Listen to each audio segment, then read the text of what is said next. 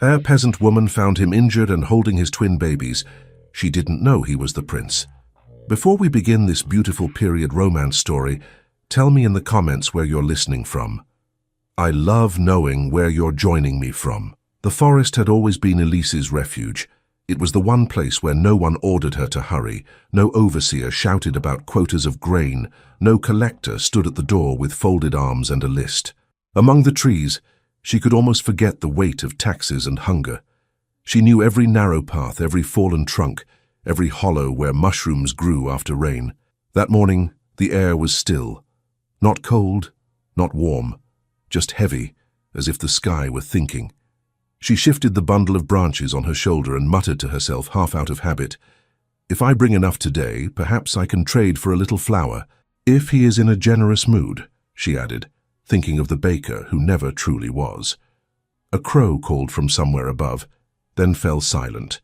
Even the rustle of leaves seemed to hold its breath. Elise paused and frowned. The road lay somewhere beyond the line of thicker trees. Usually the muffled sounds of carts and voices floated faintly to her, like a reminder that the world continued beyond her hidden paths. Today there was nothing. No wheels, no merchants shouting. Only that strange, stretched silence. She adjusted the shawl around her shoulders and listened harder. At first she heard only her own breathing and the small creaks of the wood piled in her arms. Then, faint, almost imaginary, came a new sound, a tiny whimper, the kind a child makes when it is too tired to cry properly. She straightened, heart jumping. "Who would bring a child out here?" she whispered. The whimper came again, followed by a soft, hiccuping sob. It was close, but not on the main path. It came from deeper inside the forest, where even the woodcutters seldom went. Fear pricked at the back of her neck. People had been nervous lately. Rumors of disagreements in the city, people taking sides, arguing over bread and laws. She had heard whispers of officials traveling more often, of important men moving from one estate to another. Perhaps it is just a family lost, she told herself. Perhaps they took the wrong turn. The thought of a wandering child struggling alone in the trees pushed away her hesitation. She set down her bundle of branches, wiped her hands quickly on her skirt, and walked toward the sound. "Hello?" she called softly. "Is someone there?" No answer. Only the whimper, urgent now. She picked her way around brambles and low branches. A bird startled from a bush and flew off with a flap of wings. Her foot caught on a root, and she stumbled. Catching herself with one hand against a narrow tree trunk, she hissed in annoyance and kept going. The trees thinned a little ahead. In a small hollow near an old oak, she saw a shape that did not belong in the forest at all. A man sat slumped against the oak's thick trunk. His clothes were plainly finer than anything she owned. A dark coat, now dusty and creased, a linen shirt, open at the throat, the collar wrinkled, one stocking torn. His shoes, though scuffed, had once been well made. His head tipped back awkwardly against the bark, eyes half closed. His face was pale beneath a faint sheen of sweat, and there was a small, angry mark at his temple, the kind one might get from a heavy jolt or a fall. But it was not the man who held her frozen. It was what he held. Two small children, no more than 2 years old, clung to him. One on each side, their little arms wrapped around his coat. Their cheeks were wet.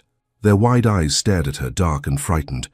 The little boy, she thought he must be the boy from the cut of the hair, let out a choked cry when her shadow fell over them. The other child, a girl with curls flattened against her damp forehead, buried her face in the man's shoulder and trembled. Elise's heart squeezed. "Oh," she breathed. "Oh, you poor things." The man stirred at her voice. His lashes fluttered. He tried to focus, but his gaze slid slightly to the side. He exhaled slowly, as if even that cost him effort. "Who is there?" he asked, his voice hoarse and low. A woman," she replied, absurdly aware of how plain she must look to him, with her rough skirt and patched sleeves. "My name is Elise. I was gathering wood." He blinked as though trying to clear fog from his mind. His hand tightened protectively around both children. "You must not be here," he said. "It is not safe." She almost laughed. Not safe. As if any place in France were truly safe for a girl alone with no money. "For them it is not," he insisted, as if he had read her thought. "There were men on the road. They were asking questions. The coachman lost his nerve. The horses, we were thrown. I could not wait to see what they wanted. I took the children and came into the trees. I thought we would be far enough by now. He stopped, breath catching. His hand went automatically to his temple, then to his chest, as if checking whether everything was still in place.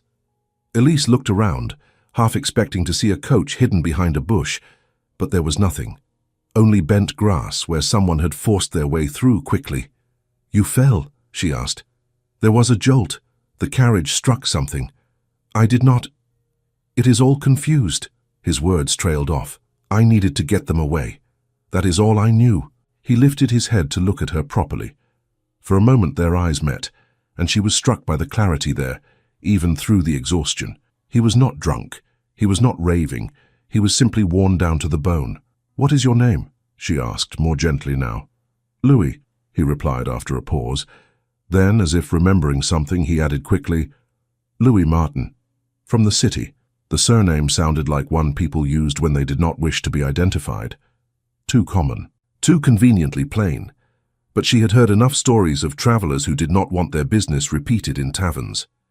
"And the children?" she asked. He looked at them with a tenderness that made her chest ache. "My son, Henri," he said, nodding toward the boy who clung stubbornly to his coat. "And my daughter, Claire." Henri sniffled, rubbing his nose with the back of his small hand. Claire lifted her face just enough to look at Elise with solemn eyes, then hid again. "You said it is not safe," Elise said slowly. "Is someone chasing you?" "They were not chasing," he answered carefully. "They were stopping all who passed on the road, asking where they came from, asking who they supported. It was unpleasant. The coachman thought it might worsen. Then there was the jolt. The carriage tipped. People shouted." He stopped again. His brow furrowed, as if the memory pained him. Not physically, but in a deeper way. "I heard one of them say something about taking advantage of the confusion," he continued quietly. "I did not want my children caught in questions, accusations, any of it. So I ran. Perhaps I was foolish. I did not think how far it was." Elise took in the smudges on his coat. The grass seed stuck to his stockings, the reddened skin on his hands where the little ones had gripped him tightly. "How long have you been here?" she asked. He looked up at the light between the branches, as if trying to guess the hour. "I am not sure," he said. "Time feels strange. The sun was high when we left the road. It is lower now." I kept walking. When they grew too tired, I carried them. When they cried, I begged them to be quiet. I did not want their voices to carry. He gave a small, broken laugh. In the end, they stopped crying and simply clung to me. That was worse somehow. Elise swallowed. She knew something of fear that made sounds disappear. "Are you hurt?" she asked. He hesitated, then shrugged one shoulder. "My head aches. My ankle twists if I put weight on it. It is nothing serious. The worst is that I cannot stand long enough to take another step with them." He looked at the children again and guilt flickered across his face, raw and unguarded. "I tried," he whispered. The words pricked at her. She could not leave him like this, not with two babies leaning on him as if he were the last tree in a flood. "Can you stand if I help you?" she asked. He drew a breath, squared his shoulders as much as he could. "I can try," he said. She walked closer, careful not to startle the little ones. Henri watched her as if ready to burst into tears at any move toward his father. She sank to her knees in front of them. "I am not going to hurt you," she said softly. "My name is Elise. I live not far from here. A small cabin. It is nothing grand, but there is a bed and water and a fire." Claire peeked out again, eyes wide. "Fire," she whispered, her voice tiny. "Yes," Elise said, managing a smile. "Fire to warm your hands, and perhaps a little soup if I can manage it. Would you like that?" Claire looked at her father. He nodded slowly, though his jaw tightened in pain. "We will go with her," he said, his voice gentle for the children. "Just for a little while, until Papa can walk properly again. All right?" Henry did not answer. He simply pressed his face against Louis's arm and held tight. Elise slid one arm behind Louis's back and offered her other hand. "On the count of 3, she said quietly. 1, 2, 3. He pushed with his good leg. She pulled, For a second she did not think he would make it, but then he rose, wavering like a tree in wind. The twins clung to his coat. His face flushed, then drained, but he stayed upright. "Can you take Claire?" he asked, holding the little girl out toward her. Claire hesitated, trembling. "Papa," she whispered. "I will be right here," Louis assured her. "You will help me, ma petite. You will help me walk." She nodded and let Elise lift her. The weight was more than Elise expected. Claire was not heavy for her age, but Elise was already tired from carrying wood. Still, she set the child on her hip, adjusted her grip, and breathed through the strain. Henry refused to let go of his father, so Louis kept him settled on his own hip, gritting his teeth as he tested his ankle. "This way," Elise said. "There is a path. It is narrow, but we can manage." They began to move slowly through the trees. Each step sent a small jolt through Louis's body. Elise heard his breath catch once or twice, but he did not complain. The twins' heads rested against their shoulders, the sudden movement rocking them into a dazed silence. "How far is it?" Louis asked after a few moments. "Not very," she said. 10 minutes, perhaps. 15 like this. I can bear 15, he murmured. They walked in silence for a while. Branches brushed against Elise's hair. Her arms began to ache. She shifted Claire to the other side and tried to ignore the burning in her muscles. "You live alone?" Louis asked, if only to distract himself. "Yes," she said. "My parents are gone. My brother went to the city years ago. He writes when he can. Not often. The cabin was my grandmother's. No one cares about it. They care only that I pay what is required." He nodded, understanding more than she said. "You are kind to take in strangers," he said quietly. She gave a small snort. "You are a man who can hardly walk and 2 children who can hardly stand," she replied. "You are not dangerous." "You do not know that," he said. "I know enough," she answered. "Your hands tremble when they cry. That tells me who you are more than your name does." He looked at her, surprised. A faint, tired smile touched his mouth. "You are observant, Mademoiselle Elise." "I have to be," she said simply. They stepped over a fallen branch. Henri tightened his grip on Louis's coat and whimpered. "We are almost there," Louis told him. "Be brave a little longer, Henri." At last the trees opened to a small clearing. In the middle stood a tiny cabin, its roof a little uneven, its single window cloudy with age. A thin trail of smoke rose from the chimney. Elise had banked the fire before leaving, as she always did. "It is not much," she said, suddenly ashamed, "but it is dry, and no one comes here unless they are lost." "It is more than we had an hour ago," Louis replied. "To us it is a palace." She flushed and turned away quickly, annoyed with herself for caring about his opinion. She pushed open the door with her shoulder and stepped inside. The room was small, a hearth on one side, a narrow bed pushed against the far wall, a rough table with 2 stools, a chest at the foot of the bed. Everything was worn from use, but clean. She set Claire down on the bed. The little girl's eyes widened as she bounced slightly on the straw mattress. "So soft," Claire murmured. Henri looked longingly at the bed, then at his father.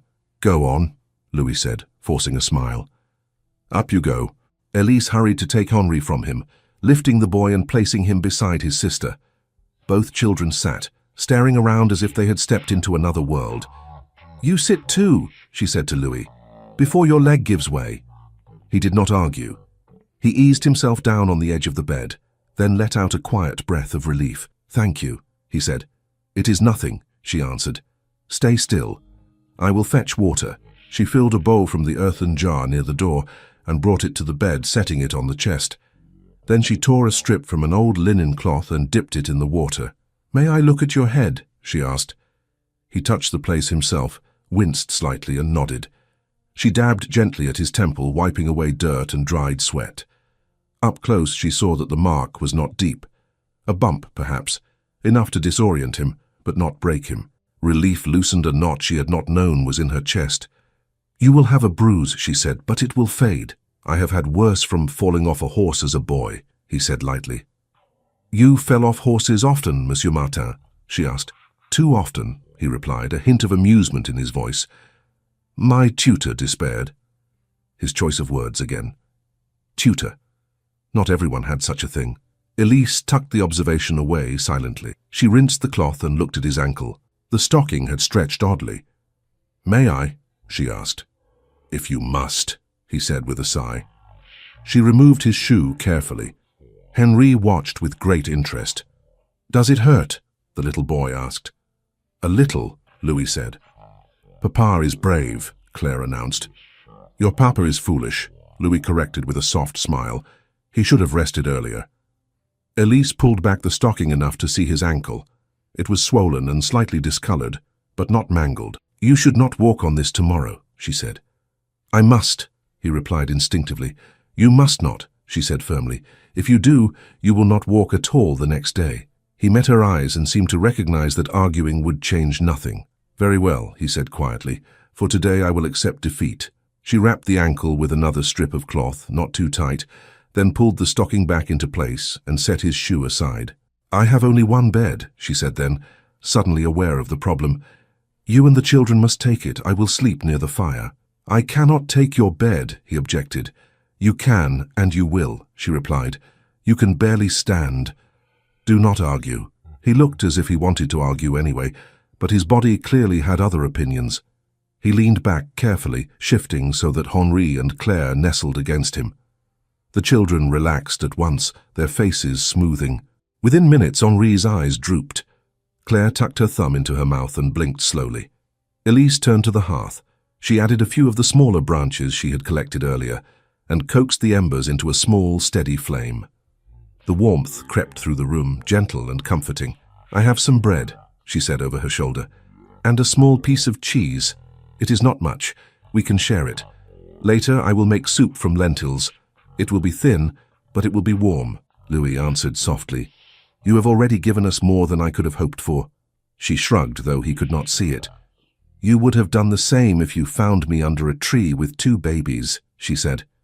He was silent for a moment. "I hope I would have," he said. "I like to believe so, but I do not know.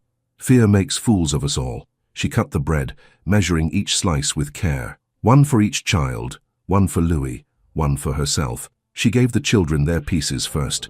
They took them with wide-eyed seriousness, nibbling as if they did not quite trust that the food was real. "Say thank you, children," Louis reminded them gently.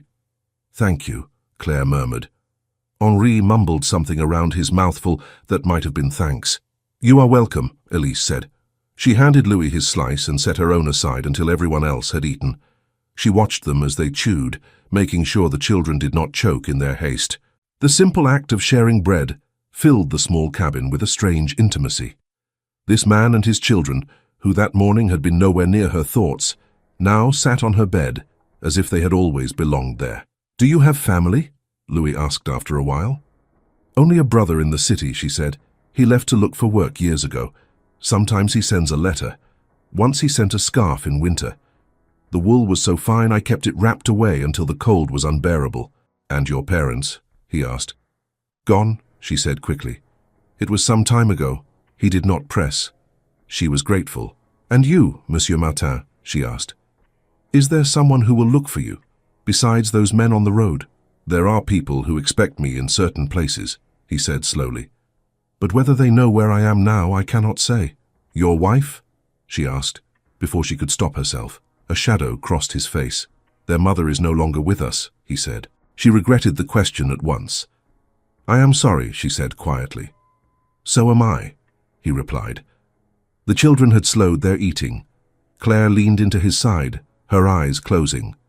Henri's head drooped, then jerked up, then drooped again. Louis stroked their hair absent-mindedly. "The forest is dangerous at night," he said after a time. "Are you sure we are safe here?"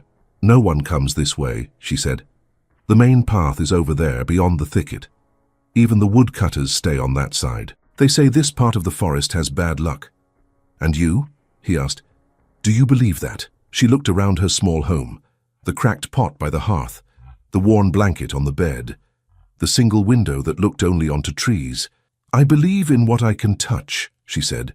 "The rest is for others." Outside, the light dimmed. The patch of sky visible through the window shifted from pale to grey. Elise lit a small candle on the table and watched the flame steady itself. "For you should rest," she said to Louis. "Your head will feel worse if you stay awake." "I'm afraid to close my eyes," he admitted in a low voice. "Every time I do, I am back on the road. I hear them shouting. I hear the horses. I think I have lost them." He looked at the sleeping children and swallowed hard. "But you have not lost them," she said. "They are here. They are safe. For now," he murmured. "They will sleep better if you do," she insisted. "Children feel what we feel. If you are tense, they will be restless." He smoothed Claire's hair once more. "You are very sure of your opinions, Mademoiselle Elise," he said. "When a woman has no property, no title, and no brothers nearby to speak for her, she learns to be sure of herself," she answered. "Or she is eaten alive." He nodded slowly, considering that. "Very well," he said at last. "I will try." She spread her thin blanket on the floor near the hearth and lay down on her side, facing the fire. The warmth kissed her face. She could hear the soft breaths of the children, the slight rustle as Louis shifted carefully to make them comfortable. For a while, the only sounds were the crackle of burning wood and the occasional sigh from the bed. Her thoughts wandered despite herself. Who exactly was this man? Why had those officials on the road frightened him so badly? Why had he chosen to flee instead of answering their questions? She told herself it was none of her concern. She had taken them in for one night. That was all. In the morning, the world could claim him again. Her eyelids grew heavy. The fatigue of the day settled over her like another blanket. She drifted toward sleep, somewhere between the warmth of the fire and the steady breathing behind her. Then, just as the last light faded from the window and the cabin seemed to sink into complete quiet, a sudden, firm knock sounded at the door. The knock came again, harder this time. Elise sat up so fast the blanket twisted around her legs. The fire threw flickering light on the door. Her heart pounded against her ribs. Louis also woke. She heard the rustle of straw, a soft sound as he turned. "What is it?" he whispered. "Someone at the door," she murmured back. Claire stirred with a little sigh. Henri rubbed his eyes. The knock sounded a third time. Not frantic, just firm. Whoever stood there expected an answer. Elise scrambled to her feet. She smoothed her hair quickly and glanced around the room. The bowl, the crusts of bread, the extra shoes near the bed. Too many signs. "Lie back," she whispered to Louis. "Pull the blanket over the children. I can help," he began. "No. You cannot walk," she said. "Do as I say." He hesitated, then obeyed. He eased himself down, drawing the thin blanket up to hide their faces. The children pressed close under his arms, their little shapes barely visible. Elise crossed to the door. She laid her hand on the latch and took one deep breath. "Who is there?" she called. "Do not be foolish, girl. It is Madame Fournier," came the answer. "Open the door. I have news." Relief rushed through Elise so quickly, her knees went weak. She lifted the latch and pulled the door open. Madame Fournier stood on the step, wrapped in a heavy shawl. Her cheeks were pink from the air, and her eyes sharp as ever. She peered around Elise as if she owned the place. "You took your time," the older woman said. "Were you asleep like a cat?" "Yes," Elise said quickly. "I had a tiring day." Madame Fournier sniffed and pushed past her into the room without waiting for invitation. She always did. The older woman's gaze swept over the space. Her frown deepened when she saw the candle, the extra cup on the table, the blankets in disarray on the floor. "Your house looks as if a storm passed through," she remarked. "You have not grown lazy, I hope." "I had to bring in wood," Elise said. "I had not yet tidied." She tried to angle her body so that Madame Fournier would not look too closely at the bed. Louis lay motionless, only a dark shape behind the thin curtain she had hung from a string to divide the room. The children hid under the blanket like field mice. "What news?" Elise asked quickly. "You said you had news." Madame Fournier drew herself up a little, pleased to be asked. "The road near the village is in chaos," she said. "A carriage came through this morning. Not just any carriage, a fine one. It is said it belonged to someone close to the royal family. They were stopped and questioned by men from the other side. People watched from doorways. Some say there was pushing and shouting. No one agrees on the details, but the travelers did not reach the inn as expected. There is talk of missing passengers." "Missing?" Elise repeated, feeling the words settle over the room like a cloud. "Yes. They say someone important may have left the carriage before it entered the village," Madame Fournier went on. "No one knows if it was by choice. Now men are searching. They want to know who left, where they went, and whether anyone has seen strangers in the area." She paused, letting the words sink in. "They will ask questions," she added. Questions are never good for people like us. Elise forced herself to nod calmly. I saw no carriage, she said. I was in the forest. I know you were, Madame Fournier said. That is why I came. A girl who spends her days among trees might see things others do not. If you saw anyone, it would be wise to speak up. They say those who help will be rewarded. Rewarded by whom? Elise asked. The men on the road or the ones in the carriage? It seems no one agrees who holds favor these days. Madame Fournier clicked her tongue. You speak too freely, she scolded. If officials hear you, they will say you are stirring trouble. I stir nothing, Elise said. I only try to keep a roof over my head. Then make sure that roof does not cover anyone who brings you trouble, Madame Fournier replied. Her gaze shifted again, sharper now. She eyed the curtain, the extra shoes. Her brows lifted. You have visitors? She asked. Elise's stomach lurched. No, she said quickly. Only old clothes. I meant to mend them.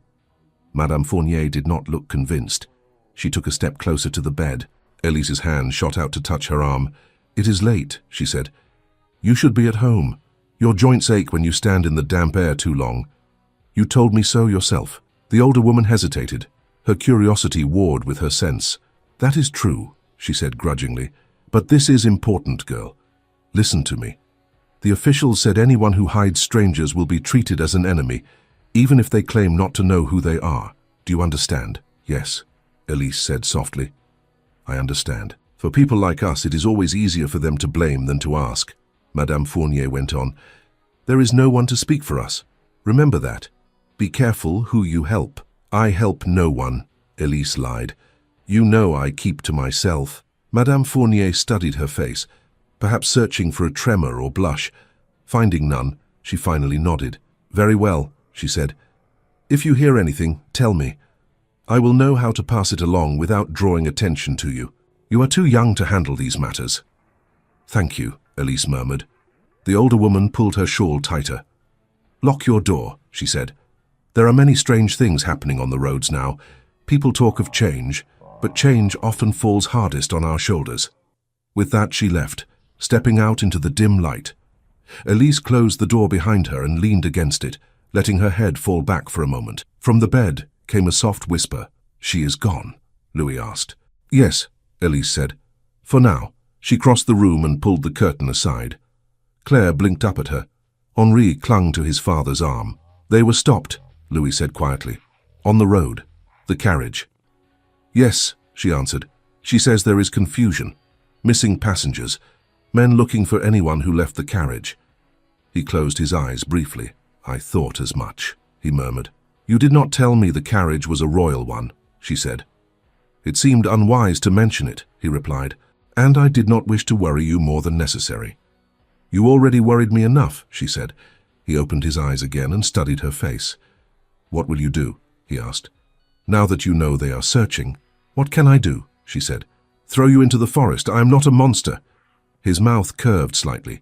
No, he said. You are not. She sighed and moved away to the hearth. Rest, she said. The children need you calm. Days settled into a fragile pattern. In the mornings, Elise rose early and checked the edges of the clearing, making sure no one had wandered close in the night. She fetched water, lit the fire, and prepared whatever simple food she had left. Lentil soup, stale bread softened in warm milk. Occasionally a piece of root vegetable she had traded for in the village. Louis stayed mostly on the bed at first. His ankle throbbed when he tried to stand. He occupied the children with soft stories and simple games, tapping his fingers on the blanket and letting them try to catch his hand.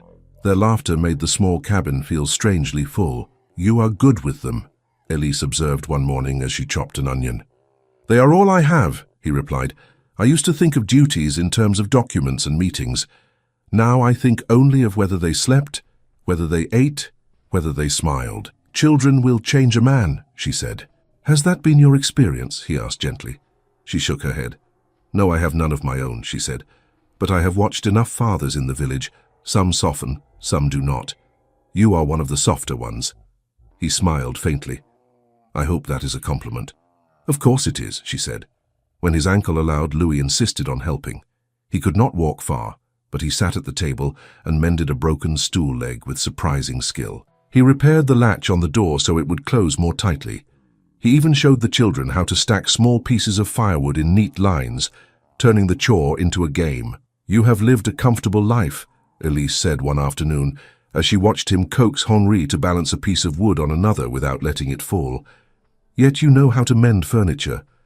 "A comfortable life does not always mean an idle one," he replied. "I had a tutor who believed a man should know how to care for the things in his house. He said it kept the mind humble." "The men in the big house near the village do not mend anything," she said. "They send it to others, or throw it away."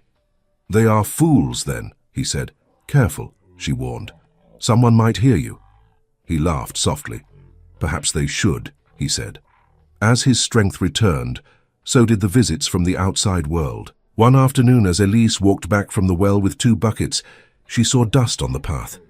It was not the light, uneven dust of a neighbor's steps. It was a more deliberate mark. She set the buckets down and listened. Voices, 2 of them, male, coming closer. Her heart quickened. She hurried to the cabin and pushed the door open. "Someone is coming," she hissed. Louis straightened on the bed. "Who?" he asked. "I do not know," she said, "but you must stay out of sight." He swung his legs off the bed. He could stand now, though, with a limp. "I will take the children behind the curtain," he said. "Close the window shutters. Make it look as it always does." She nodded and moved quickly. She pulled the wooden shutter over the small window, dimming the light. Louis gathered Henri and Claire, whispering to them to be very quiet. Their eyes were wide, but they did not cry. A sharp knock came at the door, just as he disappeared behind the curtain. Elise wiped her hands on her apron and opened the door a crack. A man stood outside, dressed in a plain but respectable coat. His hair was tidy. He carried a small stack of papers under one arm. His expression was politely distant. "Good day, mademoiselle," he said. "Good day," she replied cautiously. "I am here on behalf of the local office," he said. "We are reviewing records. We must ensure that all households are accounted for and that everyone contributes what is required. May I come in?" Her stomach knotted. She had seen him before in the village, the collector. He always spoke with the tone of someone doing a favor while counting coins. "My home is small," she said. "There is little to see." "All homes must be visited, small or large," he said smoothly. "It will not take long." He did not wait for invitation. He stepped inside, looking around with thinly veiled criticism. "So, this is where you hide yourself," he remarked. "I suppose it is convenient being so far from the village. No one to disturb you. No one to see whether you work as hard as you claim." "I work enough," she said. "You see the wood.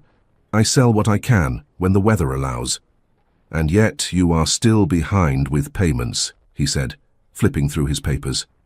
"Elise, what is your surname again?" "Ah, yes. I recall now. Always promising to catch up. Always a few coins short." "I give what I have," she said, feeling heat rise in her cheeks. "Everyone says that," he replied. "Do you think the world can be run on promises and pity? Bread and roads and officials must be paid for. Even your king cannot live on air." She bit back a retort. "It would do no good." "I will bring more next month," she said. "I have been unwell. My work slower." "You look well enough to me," he said, eyeing her from head to toe. "You are young and strong. There is no excuse." He walked farther into the room, studying the table, the extra cup, the curtain. "Have you live alone?" he asked casually. "Yes," she said. "No husband," he said. "No father, no brothers?" "No," she replied. "Convenient," he said. "No one to hinder you. No one to question who comes and goes." Her jaw tightened. "No one to help when you demand more," she said.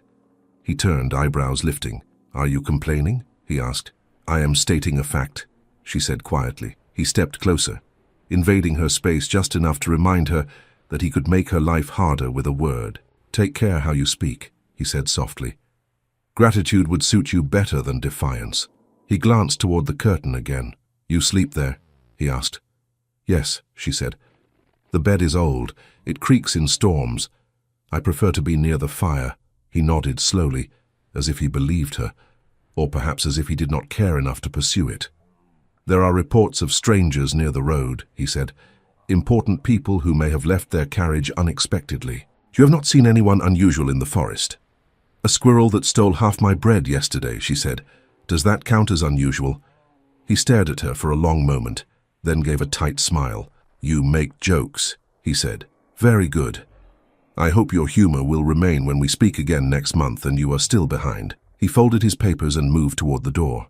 Remember, he said, pausing with his hand on the latch, those who hide important people will share in their troubles. It is easier to collect from the poor, they have nowhere to run. With that he left. Elise closed the door, her hands shaking. Humiliation burned in her chest. She had done nothing wrong, yet he had spoken to her as if she were a lazy child. She stood there for a moment, breathing hard. Behind the curtain, Louis's voice came quietly. May we come out? She swallowed and nodded, then realized he could not see her. Yes, she said. He stepped out with the children.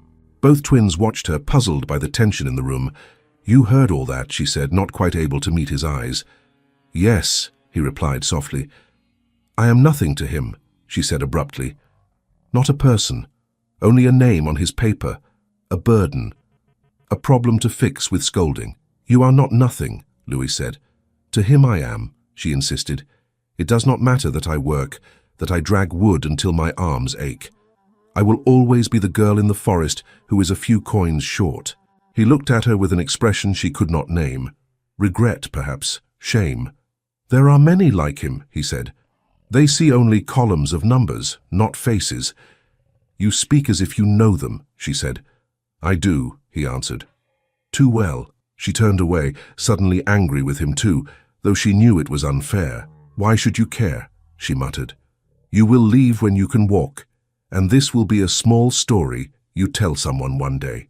About the poor girl in the woods who helped you for nothing. I will not forget you, he said quietly. People forget what is uncomfortable, she said. It is easier. He did not try to argue. The days that followed were less peaceful. Patrols passed more often on the path near the well. Elise saw unfamiliar faces, men who wore the expression of those pleased to be in charge. They spoke politely to the villagers, but their questions were sharp. One afternoon, as she filled her bucket, one of them approached her.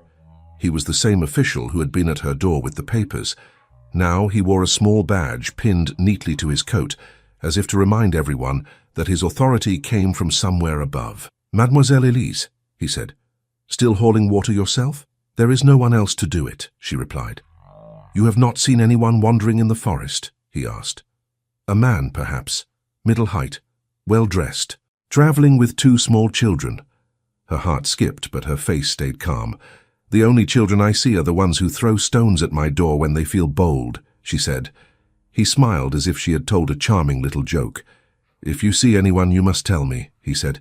It would be a shame if your difficulties with payments were misunderstood as a sign of disloyalty. I owe money, not allegiance, she said, before she could stop herself. His eyes narrowed. You owe both, he said. Everyone does in their own way. She lowered her gaze, biting back further words. There was no safety in them.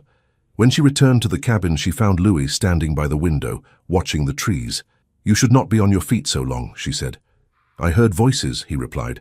I saw them pass. He is the same man as before, is he not? Yes, she said. He serves those who question travelers on the road, Louis said thoughtfully. He would be very interested to know who lies in your bed. I told him nothing, she said quickly, even when he hinted that my debts might become more serious. Louis's jaw tightened. He used that? He asked. Your debts? Yes, she said. Why not? It is easy. I have nothing but this cabin. No one to speak for me. I am an easy target. He walked carefully to the table and sat down, wincing a little. This is not how it should be, he said. How should it be? She asked. You speak as if you could change it with a word. He hesitated, then shrugged. Perhaps not with a word, he said, but with time, with different choices, if those who make laws remembered faces like yours when they wrote them. You talk like a man who has seen those rooms, she said. He gave a small, weary smile. I have seen more rooms than I care to remember, he replied. That night, after the twins finally fell asleep, Elise sat at the table with a small candle mending a tear in one of Louis's coats. It felt strange to be sewing for a man who was not kin and not her employer, but care had become habit. She could not look at loose threads and pretend not to see them. She turned the coat over in her hands. The fabric was fine, better than anything she had worn, yet it was not the richest she had glimpsed from afar on feast days. It seemed designed for travel, practical in its way. Her fingers brushed the inside of the lining. They encountered a small, firm bump she had not noticed before. She frowned and probed gently until her nails found the edge of a hidden pocket. "What is this?" she murmured to herself. Curiosity prickled. She slipped her fingers inside and felt something cold and smooth. She grasped it and drew it out into the candlelight. A ring lay in her palm, heavy, gold. Her breath caught. It was not simply a band. On the top, carefully engraved, was a crest she knew at once. She had seen it from a distance when banners flew over the great house during celebrations. She had seen it on coins, worn and faint. The crown, the stylized lilies, the shield, the emblem of the Beaumont family. She stared at it, her hand trembling as the truth rushed toward her like water breaking through a dam. The man sleeping in her bed, the father of the twins she had fed and soothed, was not Louis Martin at all, but Louis Beaumont, the prince himself. Elise stared at the ring as if it burned. The candle flame shook a little in the draught from the window. The gold caught the light and threw it back at her in small, sharp flashes. Her hand felt suddenly too small, too rough, to hold something like that. She had seen that crest on coins, on banners far away over stone walls, on the chest of riders who never glanced toward the poor. She had never expected to see it lying in her palm, warm from the lining of a man's coat on her own table. Behind her, the straw on the bed rustled. Louis shifted, half in sleep, half out of it. One of the twins sighed and rolled over, bumping against him. "Papa," Claire murmured drowsily. "Hush," he whispered back. "Go to sleep, ma petite." His voice, soft and tired, sounded ordinary. It did not sound like the voice of a prince. Yet the ring in her hand said otherwise. Her breath came faster. Her thoughts tumbled. A prince. In her bed. In her house. A prince whose face might be on posters, whose name might be on everyone's lips in the village. A prince whom men from one side or another might be desperately trying to find. And she had brought him inside without knowing. She had lied for him without understanding what it meant. Her fingers closed around the ring. She stood up, the stool scraping the floor a little too loudly. Louis's head lifted. "Elise," he asked softly, "is something wrong?" She walked toward the bed, the ring clenched in her fist, her heart pounding so hard it made her feel slightly dizzy. "We need to talk," she said. He frowned, pushed himself up on one elbow, careful not to jostle the twins too much. "Now?" he asked. "It is late." "Yes," she said. "Now." He heard the tone in her voice. Carefully, he slid out from between the children, settling them so they lay side by side. Henri grumbled once, but did not wake fully. Claire curled her fingers in the blanket and sighed. Louis limped the few steps to the table and sat down in the chair opposite her. "What is it?" he asked. She opened her hand and placed the ring between them. He went very still. For a moment, neither spoke. The candle burned quietly, a little pool of light around the gold crest. At last he reached out and touched the ring with one fingertip, like a man greeting an old acquaintance he had hoped never to see again. "I suppose I hid it less carefully than I thought," he said. "You lied to me," she said, her voice low. "From the first moment you said your name was Louis Martin." "It is not entirely a lie," he answered. "My name is Louis." "Do not play with words," she snapped. "You know what I mean. You did not tell me who you are." He lifted his gaze to meet hers. There was no arrogance there now, only a kind of weary honesty. "If I had told you," he asked quietly, "what would you have done?" "I do not know," she said, "but I would have had the right to choose." "You are right," he said. "You would have." She stared at him, thrown for a moment by his agreement. "Then why did you not?" she demanded. "Why did you come into my house, eat my bread, let me lie for you and never say the truth?" "Because the truth can crush people," he replied. "Because I saw how alone you are. I saw the fear in your eyes when your neighbor warned you about officials.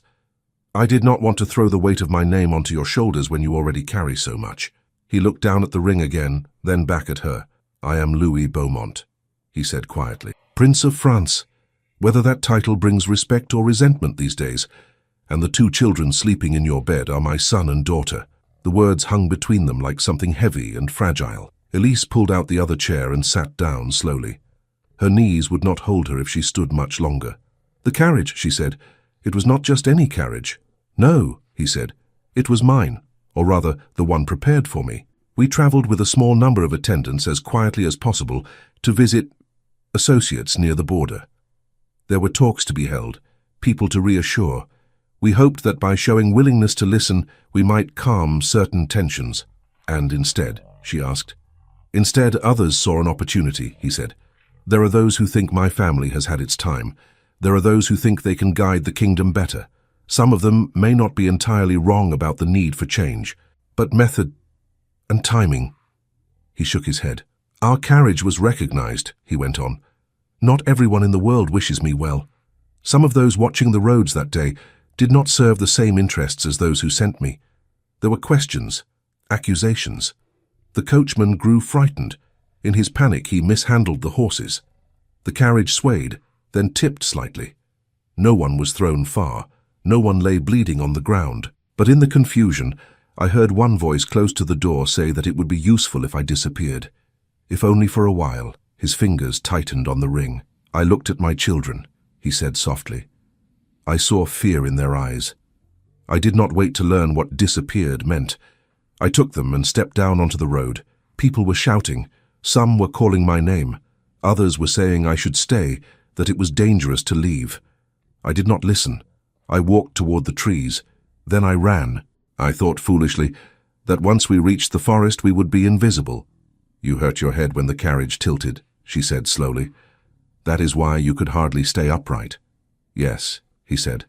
"I have only flashes of memory between the moment I left the coach and the moment you found me under the tree. I remember branches. I remember Henri crying. I remember Claire asking if we were playing a game. And all this time," she said, "you knew men from both sides might be searching for you." "I guessed," he said, "men who wish to protect me, men who wish to use me, men who wish to blame me. It is difficult now to know who is who." "And still you stayed here," she said, "in my house, letting me face their questions." "You faced them because you chose to take us in," he answered gently. "But yes, I stayed, because my ankle would not carry me far, because taking the children back toward the road felt like sending them into a storm, because you made this place feel, for a little while, like a harbor." Her throat tightened despite herself. She swallowed. "You should have told me," she insisted. "I know," he said. She blinked. She had expected more excuses. "You are angry," he added. "Yes," she said, "I am angry and frightened. Do you know what they will do to someone like me if they find you here? They will not say, 'Ah, brave Elise, who sheltered the prince.' They will say, 'This foolish girl chose a side and must bear the cost.'" "Yes," he said again, his voice low. "I know." "Do you?" she demanded. "Do you know what it is to have no one to speak for you? To stand in a room where everyone has paper and seals and fine words, and you have only your calloused hands and your empty purse?" He looked at her with a pain that seemed to go beyond his ankle. "No," he admitted, "I do not know that. Not as you do. I have never stood alone in such a room. When I enter, people stand. They listen, even when they disagree. I have always had a name to shield me. That is what I was born into." He paused, then added very quietly, "And that is exactly why I am ashamed you have had to lie for me." Silence stretched between them. The candle flickered. "At least you understand that much," she said finally. He let out a slow breath. "If you wish us to leave," he said, "say the word. When the sun rises, I will take the children and go as far as my foot allows. I will not blame you. You owe us nothing." She stared at him. The image of Louis limping through the forest with a child on each arm, no food, no shelter, formed in her mind. It made her stomach twist. "And if you cannot walk far," she asked, "if you fall, if the children grow sick from cold and hunger?" He closed his eyes for a moment. "Then I will do what I can," he said.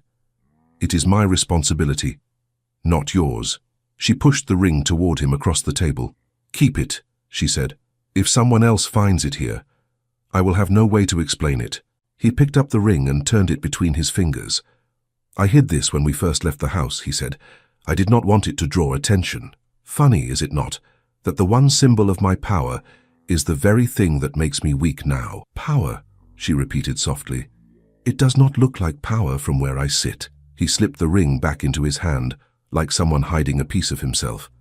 What will you do, Elise? He asked. Honestly, do you wish us gone? She thought of the collector's smirk, of Madame Fournier's warning, of the twins' small hands curled around her fingers, of the quiet nights by the fire, the murmured stories, the way Louis looked at his children as if the rest of the world had fallen away. I wish none of this had happened, she said. I wish your carriage had passed safely. I wish I had filled my wood basket and come home to an empty bed. But that is not what happened, he said. No, she agreed. She rubbed her forehead. Her head ached. If I send you away, she said slowly, I will lie awake every night wondering where your children are. If I keep you here, I may lose my home, my freedom. He said nothing, letting her own words turn in the air. I cannot turn you out, she said at last, her voice barely above a whisper. I am angry with you, but I cannot do it. Not with them sleeping in my bed. Relief flickered in his eyes, mixed with something like sorrow. Thank you, he said. Do not thank me, she snapped. Just do not lie to me again. If there is something I should know, tell me. If men are likely to knock on my door with questions, you must say so before I open it. He nodded. I give you my word, he said.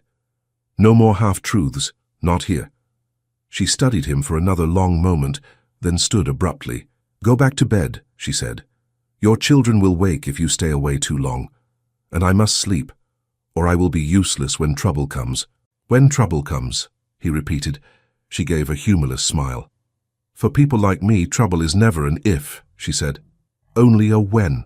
The trouble did come, though not in the shape of sudden shouting or banging fists. It came in glances, in questions, in the quiet tightening of the world around her. Over the next days, the men from the office appeared more often in the village. Notices hung on walls, written in firm, dark ink. Elise could not read all the words, but she could understand enough. The name Beaumont, the mention of missing high personages, the promise of favor for those who helped. When she went to trade wood, people stood in small groups, whispering. They say the prince may have slipped away, a man told the baker. Nothing confirmed, of course. But imagine, a prince wandering about like any traveler. I would not want a prince in my house, the baker said. Too many questions follow. Too much danger, added his wife. Let those in big houses deal with such guests. Perhaps he is far from here, someone said. Near the border, near the city. Perhaps he is closer than we think, another replied. Their voices followed Elise as she moved through the square, her bundle of wood feeling heavier than ever. Madame Fournier caught her arm on the way back. You have seen nothing, the older woman asked. You would tell me if you had. I could advise you. I have seen nothing, Elise said, forcing her voice to remain steady. Madame Fournier narrowed her eyes but nodded slowly. Remember what I said, she murmured. Men in fine coats will not care who fed whom. They will only care who disobeyed. At home, Louis watched her face as she set down the wood. You heard more? He asked. Yes, she said. They speak of you as if you are a puzzle to solve, a missing piece on a game board. Perhaps that is all I am to some of them, he said. Not to your children, she replied. He smiled faintly. No, he agreed. Not to them. They spoke more openly after that night at the table. Louis told her of councils where voices rose, of debates about bread and loyalty, of people in distant towns whose names she had never heard, but whose lives sounded not unlike her own. He confessed his doubts, his failures, his attempts to push for more fairness that often met resistance. I thought I had time, he said one afternoon, watching Henri stack little stones near the hearth. Time to learn, time to change things slowly. I did not realize how quickly the ground was shifting under our feet. You sit high, she said. It is hard to feel the earth moving when you sit so far above it. He looked at her, and there was no offense in his eyes, only understanding. You are right, he said. I have been blind to much. You have been my correction. Correction, she repeated with a doubtful laugh. That is a fine word for scolding. It is more than that, he said. You have shown me what my decisions look like from the floor, not from the map. Their odd companionship deepened. The children, sensing the change in tone between them, relaxed as well. Claire reached for Elise's hand more often. Henri began to bring her little treasures, a smooth pebble, a twig shaped like a tiny fork. But outside, the net drew tighter. One evening, as the light faded, the familiar figure of the collector appeared again at the edge of the clearing. Elise saw him through the narrow gap in the shutters as she stirred a pot over the fire. Her spoon stopped. "What is it?" Louis asked quietly. "He is coming," she said. "The man with the papers." Louis rose carefully from the stool. "We will go behind the curtain," he said. "Keep your voice calm. Do not let him think anything has changed." She nodded, her throat dry. He gathered the twins quickly. They knew the drill now. They did not fuss. They let him lead them to the bed where they lay still, holding their breath. A knock came at the door. Not loud. Very precise. Elise wiped her hands and went to answer. "Mademoiselle," the collector said as she opened the door, "we must speak again." "You have already taken everything I have," she said. "What more is there?" "You may have more than you admit," he replied, stepping inside without waiting. He looked around with narrowed eyes. His gaze fell on the pot on the fire. "You are eating well," he remarked, "for someone who claims to struggle." "It is lentils and water," she said. "Nothing more." He walked farther in, examining the table, the stool, the small pile of mended clothes. "You have been busy," he said. "Sewing, repairing. For yourself?" "For anyone who pays," she said quickly. "I take in mending when I can." His eyes drifted to the curtain. "You spend a great deal of time alone, yet your curtains are pulled," he noted. "Do you fear the trees will watch you?" "I fear drafts," she replied. "The wind catches me when I sleep." He smiled without warmth. "There have been more reports," he said. "People are still talking about the missing prince. Some say he was seen near the forest. Some say he carries children. It would be quite a story, would it not? To find such a man hiding in a place like this." "I know nothing of princes," she said, her heart pounding. "Everyone knows something of princes," he replied, "even if they pretend not to."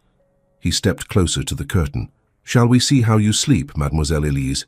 he asked lightly. "Perhaps your bed holds more than blankets." Her mouth went dry. "You have no right," she began. "I have every right," he interrupted smoothly. "In times of uncertainty, we must be certain of those around us. People who live alone in the woods often think rules do not apply to them." He reached out and took hold of the edge of the curtain. The thin fabric trembled under his fingers as he began to draw it back. The curtain slid back in the man's hand. Elise's breath stopped. Her fingers dug into the edge of the table. Behind the curtain, the bed was visible, the blanket pulled up, the straw a little uneven. At first glance, there was nothing else. Then Henri shifted under the covers and let out a tiny sneeze. The collector's eyes sharpened. "You said you sleep by the fire," he said softly, "and yet your bed is warm." He took another step and reached for the blanket. Before he could pull it down, Louis spoke. "That is far enough," he said.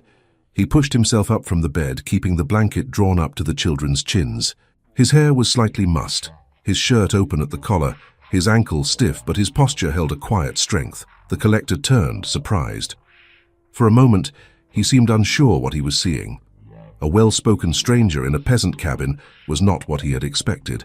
"And who are you?" he asked, his tone light but edged. "Mademoiselle Elise told me she lived alone." "I have been unwell," Louis said calmly. "She took me in."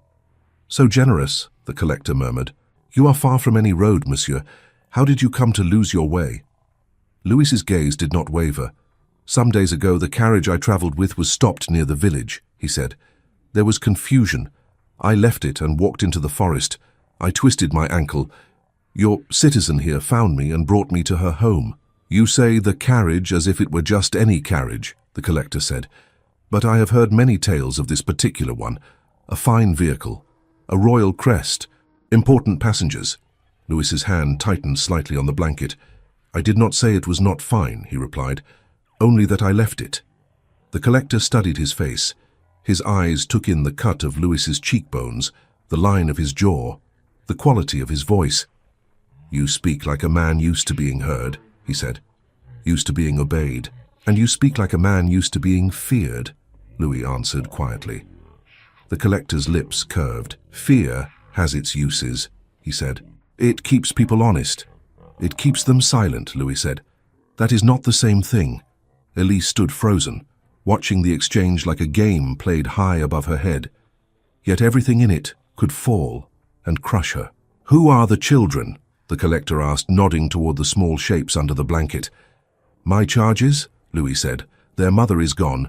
Their safety is my duty. Your employer must value you greatly to trust you with such treasures," the collector said. "Tell me, where is this employer now?" "Far from here, I hope," Louis replied. "And yet my notices speak of a missing prince," the collector went on, his voice almost mild. "A prince with 2 small children. A man with your manner, your face." He stepped closer until they were only a few steps apart. "If I were to bring such a man to those who search for him," he said, "my position would improve greatly. My debts would be forgiven. My name would be remembered." "Perhaps," Louis said. The collector tilted his head. "You do not seem alarmed," he observed. "I'm alarmed for those who have helped me," Louis answered. "As for myself, I knew from the moment I stepped off the carriage that I was stepping away from safety." His eyes went briefly to Elise, then back. "This woman did not know who I was when she found me," he said. "She knew only that I could not walk, and that 2 children needed shelter. Judge her for that kindness if you wish, but understand that the guilt is mine, not hers." "Guilt," the collector repeated softly. "That is a strong word." "It fits," Louis said. "I brought danger to her door." He moved his hand away from the blanket very slowly, as if making a deliberate choice. Then, before either of them could stop him, he reached into his pocket and drew out the ring. The gold glinted in the dim light. The collector's eyes widened for the first time since entering. "So you are either very foolish," he murmured, "or very certain of something I do not yet see." Louis placed the ring on the small table by the bed between them. "I am tired of hiding," he said, "and tired of making this woman lie for me. You want proof? Here it is." The collector looked from the ring to Louis's face, searching for any sign of trickery. Finding none, he let out a slow breath. "So it is true," he said. "The prince has been sleeping in a peasant's bed." "Yes," Louis said simply. "You risk much showing me this," the collector said. "You do not know where my loyalties lie." "Perhaps not," Louis replied, "but I have watched you when you thought no one saw. In the village, on the road. You enjoy your power, but you do not enjoy chaos. You like coins counted, papers ordered. You do not like uncertainty. You know as well as I do that if I vanish, others will seize the chance to speak in my name. That would be chaos." The collector's jaw tightened a fraction. "Do you think you are the answer to chaos?" he asked. "No," Louis said. "I think I am responsible for much of the unease. My family has ruled a long time. Some things have not changed as they should. I cannot pretend innocence. But I also know this. The people who truly suffer in these disputes are not men like you or me. They are people like her." He nodded toward Elise. "She is the one you threaten with notices," he said. "She is the one you corner at her own door. She is the one who will pay for any shift in power, while men in meetings argue over ideas. I have seen her work. I have seen her go without, so that her debts do not grow beyond hope. And still she took in a stranger with 2 hungry children. If you wish to make an example of someone, make it of me, not of her." The collector's gaze slid to Elise. "You knew," he asked her, "that he was this man?" "Not at first," she said. "I thought he was any other fool who left the road." "And now?" he pressed. "Now I know who he is," she said, "and I know he does not take enough care with his ankles." Despite the tension, the corner of Louis's mouth twitched. The collector gave a short, humorless laugh. "You mock me," he said. "Both of you." "We speak plainly," Louis corrected. The collector looked back at the ring, then at the twins' small shapes. "If I close this curtain," he said slowly, "and walk away, others will come. Maybe not tomorrow, maybe not next week, but word travels. Sooner or later someone else will see traces. Then you will not be facing a man who enjoys counted coins. You will be facing men who enjoy other things." "I know," Louis said. "Do you have anywhere safer to go?" the collector asked brusquely. "Somewhere with walls thicker than this. Somewhere not held together by the stubbornness of one young woman." "Yes," Louis said. "If we can walk a little, there is someone who will hide us. Not because of my name, but because of an old affection. But to reach him we must pass men like you." The collector's eyes narrowed. "Flattery will not soften me," he said. "It is not flattery," Louis replied. "It is observation. You understand rules. I am appealing to that, nothing more." There was a long silence. Henri shifted again and peeked out from under the blanket, his hair tousled, his expression confused. "Papa," he whispered. Louis turned at once. "It is all right," he said softly. "Go back to sleep." Henri saw the stranger and clutched at the blanket, but he did not cry. He only stared, as if waiting to see whether this man meant them harm. The collector's gaze lingered on the boy's face. Something in his expression softened almost imperceptibly. "I have daughters," he said quietly, "in the town. They tug at my coat when I leave, asking when I will return. I tell them I'm doing important work, that I keep people safe. Sometimes I believe it. Sometimes I am less sure." He stepped back from the bed and let the curtain fall. "I should take you," he said. "I should march you into the village, ring that bell, hold up your ring. They would praise me. They would write my name." "Yes," Louis said. "But if I do," the collector went on, "what happens to her? To them?" He nodded at the curtain. "They will attach your name to hers," Louis said. "They will say she aided you. Even if she says she did not know, they will not listen." The collector blew out a breath. "You ask me to risk much," he said. "I ask you to choose what kind of man you wish to be," Louis replied quietly. Elise felt her heart beating against her ribs. The room suddenly seemed too small to contain so many consequences. The collector tapped the edge of the table with 2 fingers, thinking. Then he straightened. "You will leave this place," he said suddenly. "Soon, before dawn tomorrow. Do you understand me?" Louis nodded once. "Yes," he said. The collector turned to Elise. "You will remove all sign that anyone has been here," he said. "No extra cups, no mended coats that are not yours, no child's shoes by the hearth. If anyone asks, you deny, not with defiance, with bewilderment. You are clever enough to manage that." She swallowed. "I can try," she said. "You will do more than try," he snapped. Then he paused, his voice softened by a fraction. "You will succeed because you wish to live." He walked toward the door, then stopped. "If anyone asks whether I visited you today," he said without turning, "you will say no. I came yesterday and the day before, not today. Do you understand?" "Yes," she whispered. He glanced back over his shoulder.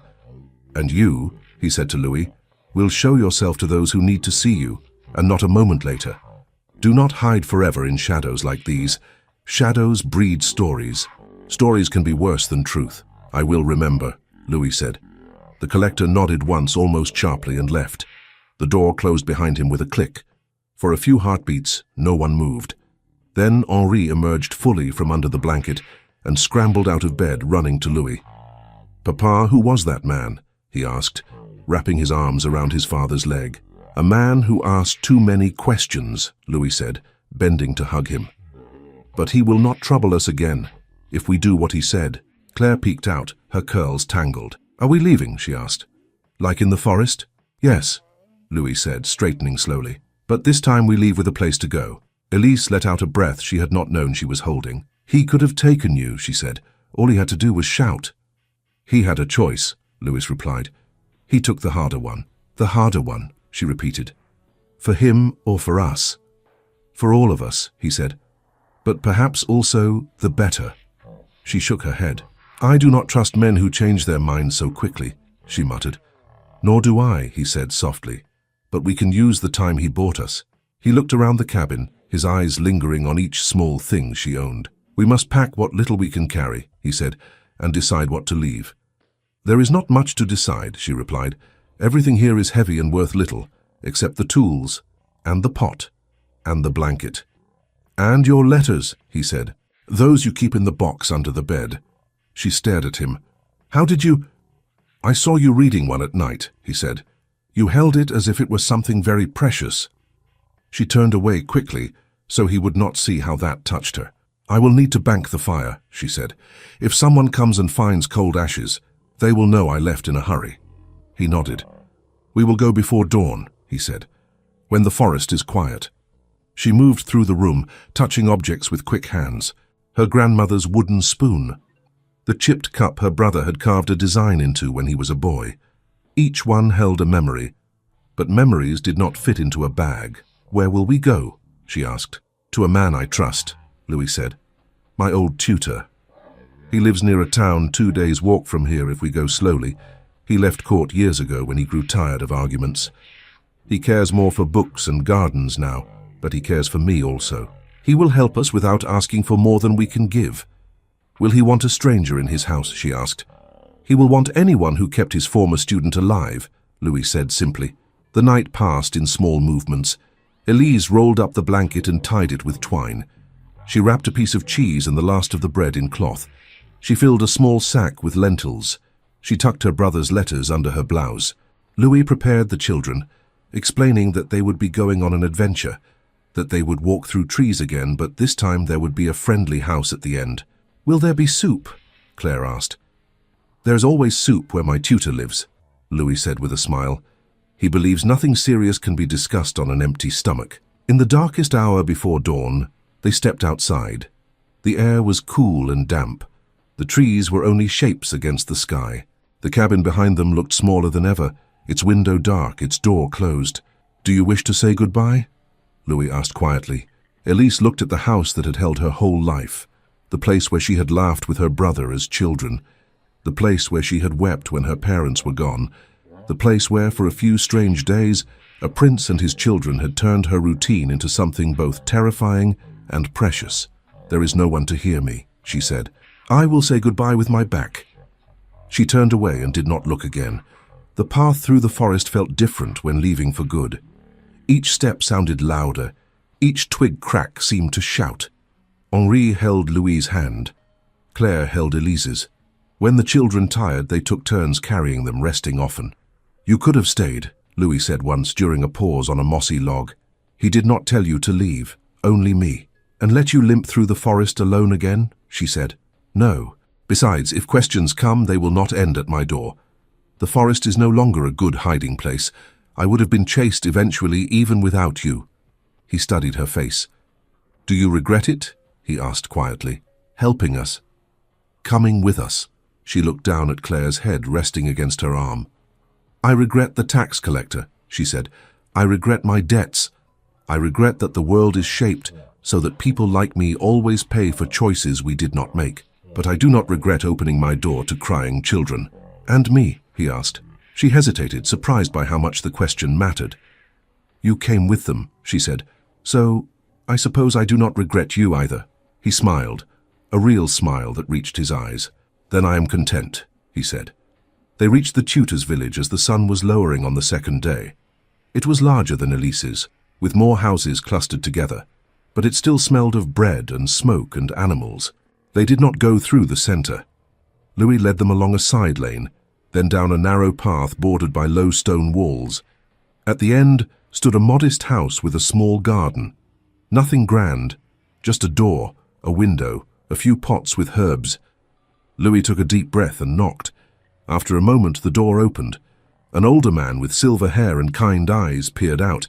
He wore a plain coat and held a book in one hand, his thumb marking the page. Yes, he asked. Do you seek? He stopped. Louis, he said, his voice dropping. What have you done now? Louis laughed softly. Many foolish things, he said. But one wise one, I hope. In coming to you. The older man stepped aside at once. Come in, he said. Quickly, before every neighbor sees your face and faints. They entered. The house smelled of ink and dried herbs. The tutor closed the door firmly and turned to look them over. You disappeared, he said to Louis. Rumors traveled faster than letters. They say you vanished from a carriage, like some story in a cheap book. Now I see the reality is less glamorous. He glanced at Louis's limp, at the children's tired faces, at Elise standing uncertainly by the wall. And this, he said, must be the person with more sense than you, since you are still breathing. Mademoiselle, I thank you in advance. Elise flushed. I did only what anyone would do, she said. Not anyone, the tutor said. I know many people. Few would risk what you have. He set his book aside. You will stay here as long as needed, he said to Louis. The rooms are small, but the walls are thicker than your forest cabins. And I have learned over the years who listens and who does not. He turned to Elise. You are welcome, he added. This house has lacked a woman's eye for far too long. I am tired of my own cooking. Her shoulders eased. Thank you, she said softly. The days that followed were strangely gentle. The tutor's house creaked in familiar ways. He brewed strong tea, insisted on proper meals, and scolded Louis when he tried to do too much on his ankle. "Sit," the older man said more than once. "You are no use to anyone if you fall on your face." He and Louis spoke often in the evenings, heads bent together over the table. They talked of the capital, of letters received, of changing moods. Sometimes their voices rose, but not in anger, only in urgency. "You cannot stay hidden here forever," the tutor said. "Sooner or later you must step back into the light. If you do not speak, others will speak for you." "I know," Louis said. "I'm only trying to decide how to step without crushing more people like her." He nodded toward Elise, who was mending a shirt under the window. She pretended not to hear, but the words settled in her chest. With the children, life remained simple. They helped in the garden. They chased each other around the table. They demanded stories from both men and from Elise. One evening, after the twins had fallen asleep in a corner room, and the tutor had retired with a candle and a book, Louis and Elise found themselves alone in the small kitchen. The fire was low. The night outside was very quiet. A soft feeling of safety wrapped around the house. Louis leaned against the table, watching her rinse a bowl. "You have adapted quickly," he said. "To this place, to him, to us." "I have adapted to many things," she replied. "This is at least a warm one." He smiled. "I am glad it is warm," he said. She set the bowl aside and wiped her hands. "You will go back, won't you?" she asked. "To your world, to your papers and meetings and arguments?" "Yes," he said. "I cannot stay in borrowed safety forever." "Are you afraid?" she asked. "Of making the wrong choice," he said. "Constantly. Of failing people who trust me. That fear wakes me at night." "And of them?" she asked. "Those who wanted you to disappear." He thought for a moment. "I am less afraid of them now," he said. "Not because they have grown weaker, but because I have seen more clearly what it means to vanish. It is not my own life that worries me. It is what would happen in the space I leave." She studied his face. "You speak differently now," she said. "When you arrived, you were a man losing his breath. Now you sound like a man who knows what he wants." "Do I?" he asked, surprised. "Yes," she said. "You want to go back. You want to try to change things. And you want—" She stopped. He watched her. "What do I want, Elise?" he asked gently. She shook her head. "It is not my place to say," she murmured. He stepped closer, slowly, as if approaching a startled bird. "You have told me many truths that were not your place to say," he said. "One more will not hurt." She looked up at him. The distance between them felt suddenly very small. "You want your children safe," she said. "You want them to grow up seeing the world differently than you did. You want them to know bread is not a miracle, that it is something every child should expect." "Yes," he said quietly. "I want all of that." "And you want to carry all of it alone," she added. "Because you think that is what a prince must do." He smiled sadly. "You know me too well," he said. She took a breath. "I have seen men carry burdens in the village," she said. "Grain sacks, crates. Sometimes they try to lift too much, and they stagger. The load falls and breaks. Someone else has to clean up the mess. It is foolish. A wise man asks for another pair of hands." "Do you think I am wise?" he asked. "I think you are learning," she said. He laughed softly. "That is fair," he said. He hesitated, then spoke more quietly. "There is something I have not said," he went on. "Not because I wished to hide it, but because I feared it would be an additional weight." She tilted her head. "What is it?" she asked. He looked down at his hands, then back at her. "When I lay under that tree before you found me," he said, "I thought it might be the end. I was not afraid for myself. I was afraid for them, and then I heard your voice, and for the first time in days, I felt hope. Not because of who you were, because you were someone, a person who saw children and did not ask whom they belonged to before helping. That is not a confession," she said softly. "That is a compliment. There is more," he said. He stepped a little closer again. "In your cabin, when the collector spoke to you as if you were a piece of furniture," he said, "I listened. I watched your face, your anger, your dignity. It did something to me. I've read reports about hardship. I've heard speeches, but it was your voice that made it real. Since then, I have not been able to think of my duties without thinking of you." She swallowed. "Because I am poor?" she asked.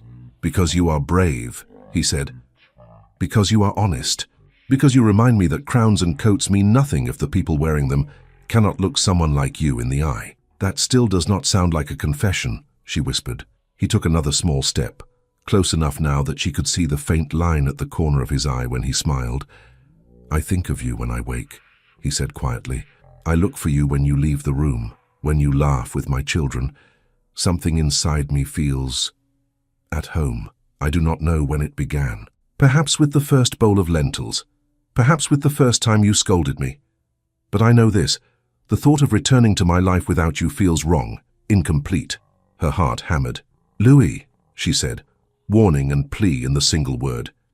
He lifted a hand, then let it fall as if afraid to startle her. I know what I am, he said. I know what you are. The world would say we do not belong in the same story. A prince and a peasant woman. They would call it foolishness, ambition, scandal. I do not care what they call it, I care what is true. And what is true? She whispered. He held her gaze. That I love you, he said simply. The words seemed to land in the small kitchen like something solid and clear. She blinked, as if he had knocked the air from her lungs without touching her. You should not say that, she managed. Then I should also not feel it, he answered. And yet I do, every day, growing, not fading. She turned away for a moment, pressing her hands against the edge of the table. You will go back, she said. You will stand in bright rooms with polished floors. People will bow to you. They will bring their daughters, their nieces, their cousins, all dressed in silk, all taught how to speak and move. They will tell you that choosing one of them is your duty. Perhaps they will, he said. And I... She laughed shakily. I will still be the girl who knows how to bank a fire and stretch lentils. I will never know which fork to use. I will never know the right word at the right moment. They will laugh at me behind their hands.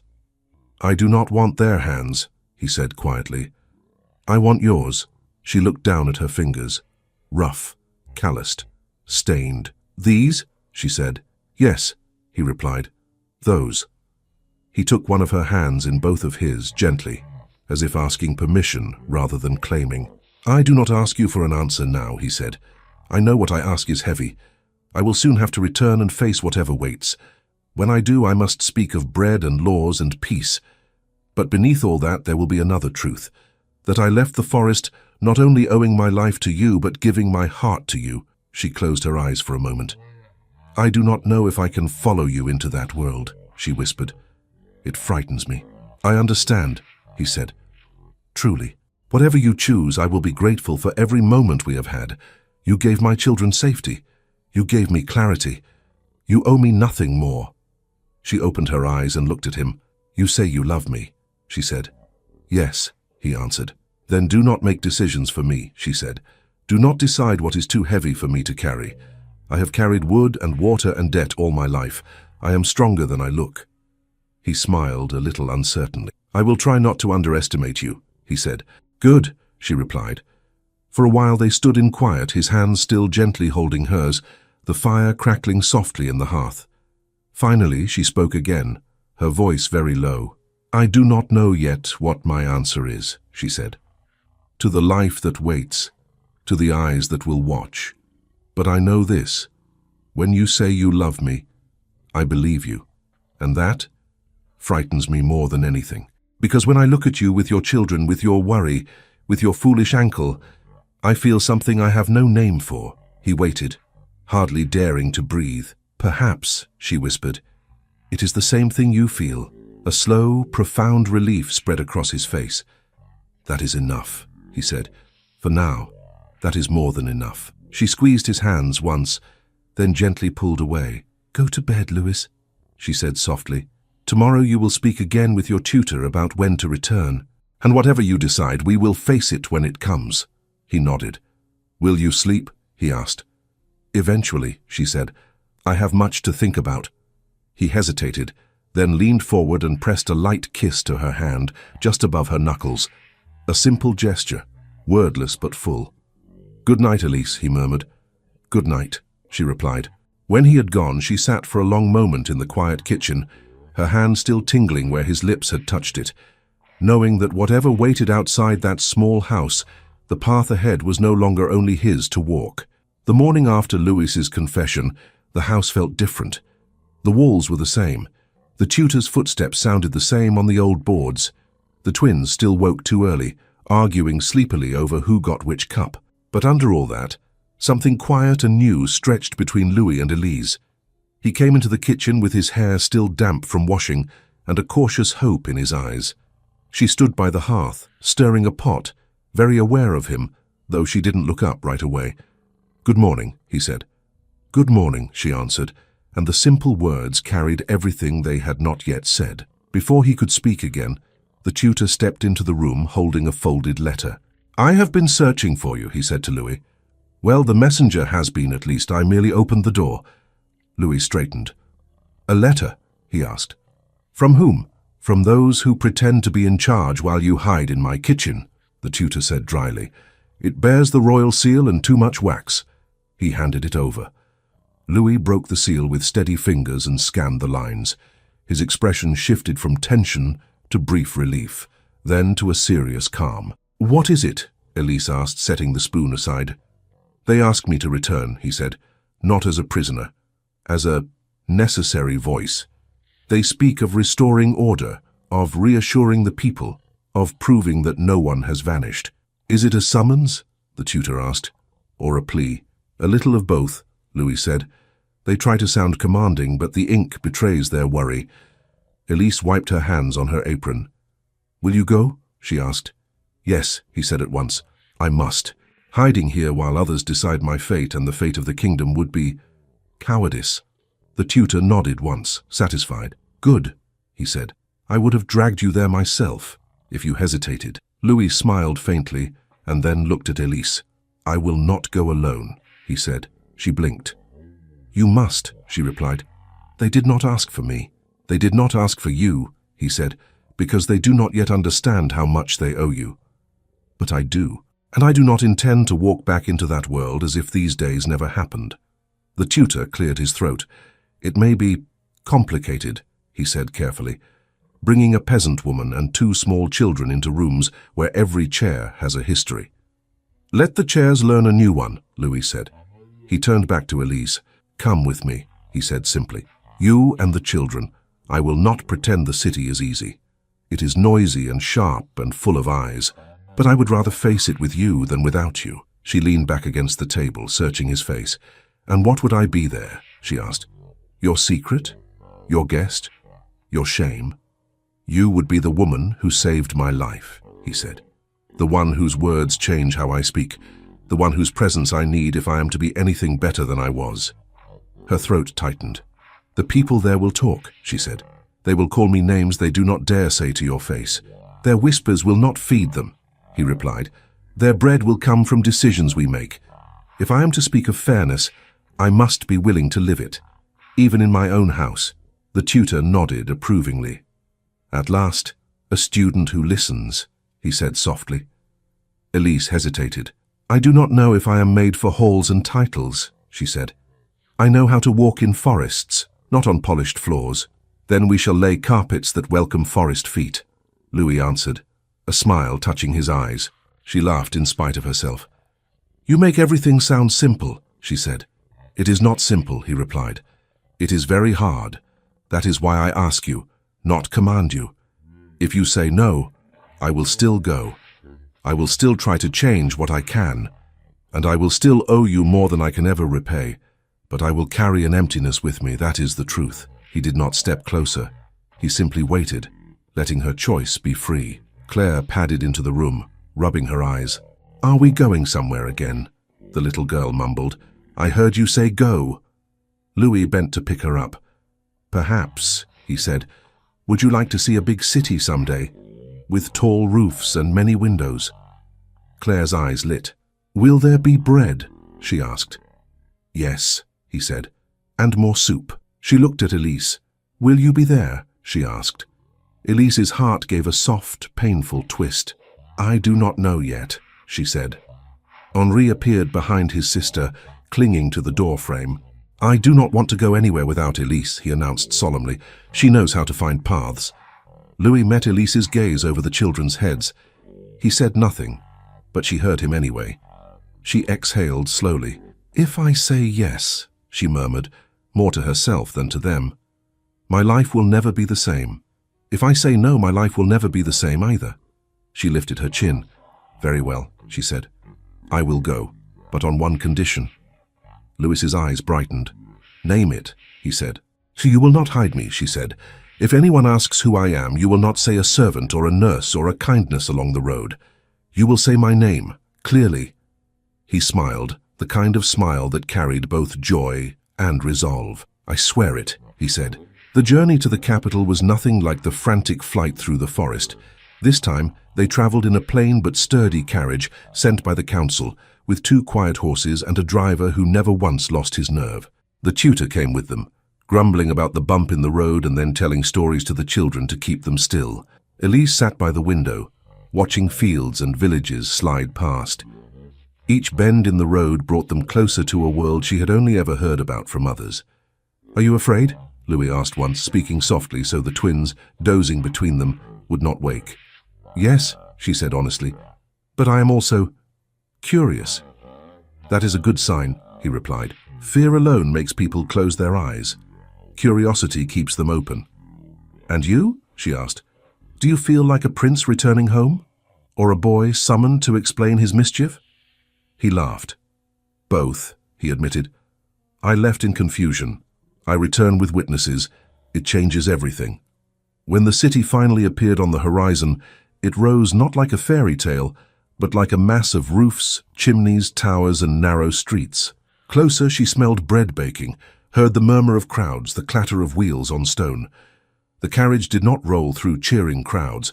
There were no trumpets. It slipped through a side gate, along a quieter avenue, then into a courtyard enclosed by worn but solid walls. This is one of the smaller residences, the tutor explained to Elise as the door opened. Far from the main square. Less noise, more privacy. Servants appeared, some old, some new. They bowed when Louis stepped down, but their eyes flicked curiously to the children and then to Elise. Louis helped Claire down, then Henry, then turned and offered his hand to Elise, as if she were already accustomed to such courtesy. She took it, feeling the stone under her shoes and the pressure of his fingers around hers. Inside, the rooms were larger than anything she'd known, but not overwhelming. There were rugs, tapestries, polished tables, candles already lit. A woman with kind eyes introduced herself as the housekeeper and showed them to their chambers. You must be tired, she said to Elise. I have prepared a room for you near the children's. A room? Elise repeated. Of my own. Yes, the woman said, unless you prefer another arrangement. No, this is... Elise trailed off, unable to find the right word. Louis stepped closer. Rest, he said. Tomorrow will be full. Today, breathe. The next morning, the council requested his presence. They call it a discussion, the tutor said as he adjusted Louis's coat, which means they will talk at length and hope you agree. Louis straightened his collar. I will listen, he said. And then I will talk. He turned to Elise, who stood by the doorway with Claire clinging to her skirt. Will you be all right? He asked. I will keep her busy, the tutor promised, patting Claire's head. And I will teach Henri how to cheat at cards. You will do no such thing, Louis said, amused. Elise smiled faintly. Go, she told him. I will not wander far. He hesitated just long enough to press her hand once, then left with the tutor at his side. The hours that followed stretched. Elise walked with the children in a small enclosed garden where early flowers pushed through the soil. They chased a cat along the path. They counted birds. The housekeeper brought bread and warm milk and asked shy questions about life in the countryside. Is it very hard? The woman asked. Yes, Elise said, but it is also so clear. You know exactly what stands between you and hunger. In this city it is not so clear, the housekeeper replied. Sometimes hunger wears silk. Later, when the children napped, Elise found herself alone. She wandered the corridors, careful not to lose her way. Voices drifted from behind doors. Laughter, debate. Once she heard her own name in a low whisper. The woman from the forest, someone said. They say she came with him. Surely she will be gone when things settle, another voice replied. These storms pass, people return to their own kind.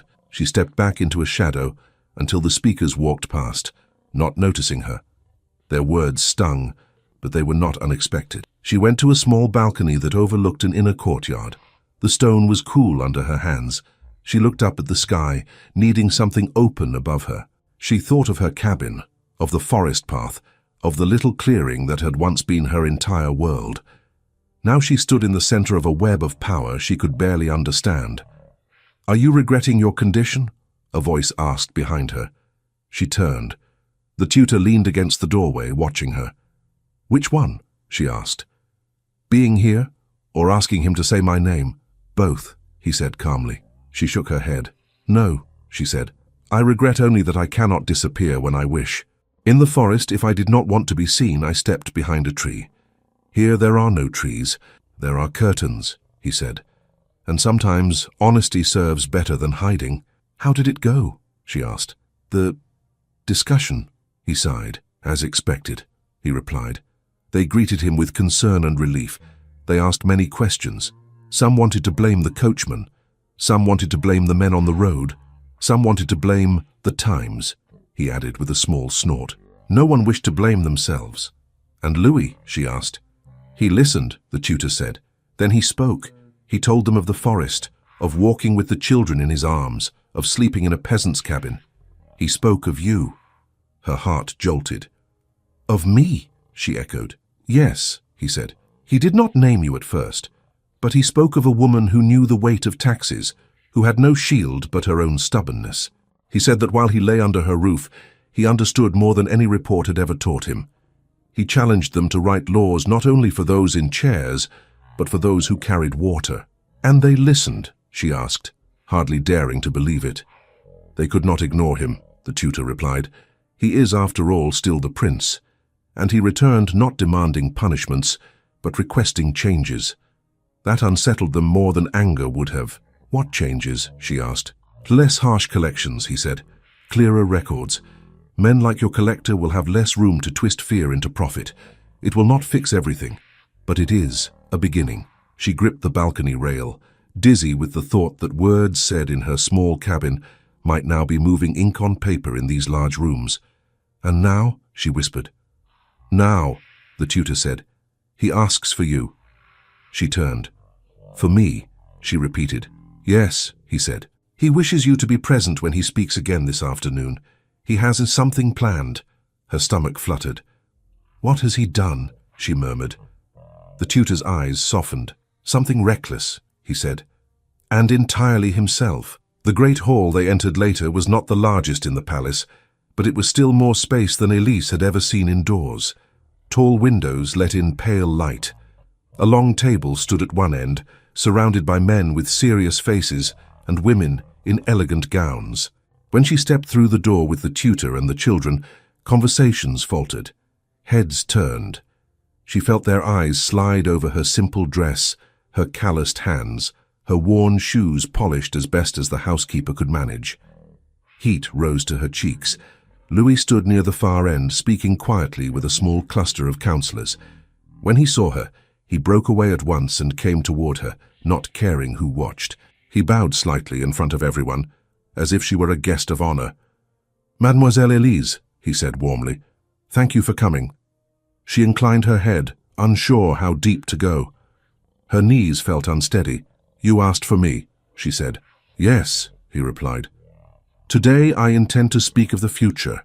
I could not do so honestly if you were not here." The tutor took the twins by the hand and led them to a bench at the side, whispering something that made them giggle quietly. Elise stood beside Louis, feeling the weight of the room press in. One of the older counselors cleared his throat. "Highness," he said, "we are glad of your safe return. We trust we may now turn our attention to restoring calm and decorum." "Calm, certainly," Louis said. "Decorum, perhaps, but not if it means polishing over what is broken." A ripple went through the gathering. He lifted his chin. "When I left this city," he said, his voice clear, "I believed I understood my people. I knew numbers, I knew regions. I knew which parts of the kingdom grumbled louder than others. I thought information was knowledge. I was wrong."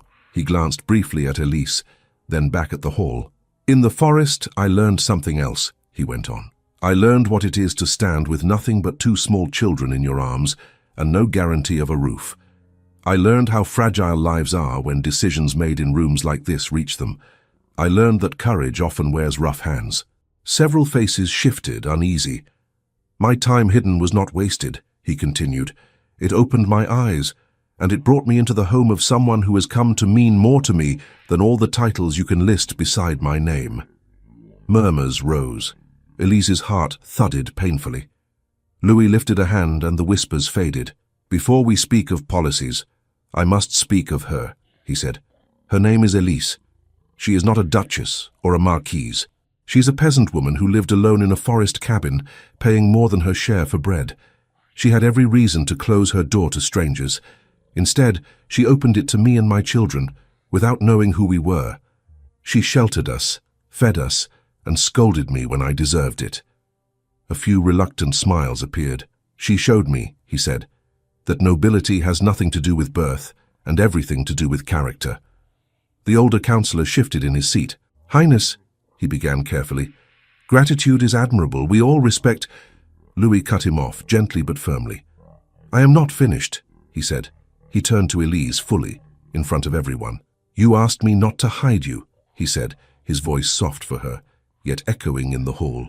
You asked that if anyone wanted to know who you were, I would say your name. I am doing more than that. He took a step closer.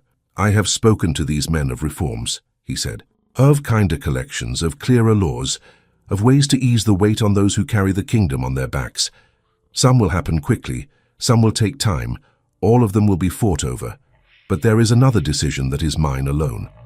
No council can make it for me. He took a breath. I do not want to face the years ahead without you, he said simply. I do not want to sit in rooms like this, speaking of justice, while hiding the person who taught it to me. The hall seemed to blur at the edges. For a moment, there was only his face and the shaky beat of her own heart. He sank to one knee. Gasps started around them. Someone began to rise, then sat again when the tutor shot him a sharp look. Louis held out his hand, not with a ring yet, but open. Elise, he said, and the name sounded like a promise. You pulled me from the forest. You held my children when I could not stand. You fought with me, laughed with me, and told me truths I did not wish to hear. I love you for all of it. Her vision blurred with tears. I am not offering you a storybook, he continued. Life by my side will be demanding. People will talk. They will question you. They will doubt your place. But if you will have me, I will face them with you. Not as prince to subject, but as man to woman. Will you marry me? Will you stand beside me in whatever this future becomes? Silence fell. Every eye in the hall was on her, but for the first time since entering, she did not feel small. She felt seen. She thought of her cabin, of the collector's cruel smile, of the ring on the table, of the tutor's warm kitchen. She thought of the twins calling her name in the dark, trusting her to be there. She thought of Louis, limping but unbowed, choosing truth even when it made him vulnerable. She laughed once, softly, through her tears. You choose strange moments for such questions, she said. He smiled up at her, eyes shining.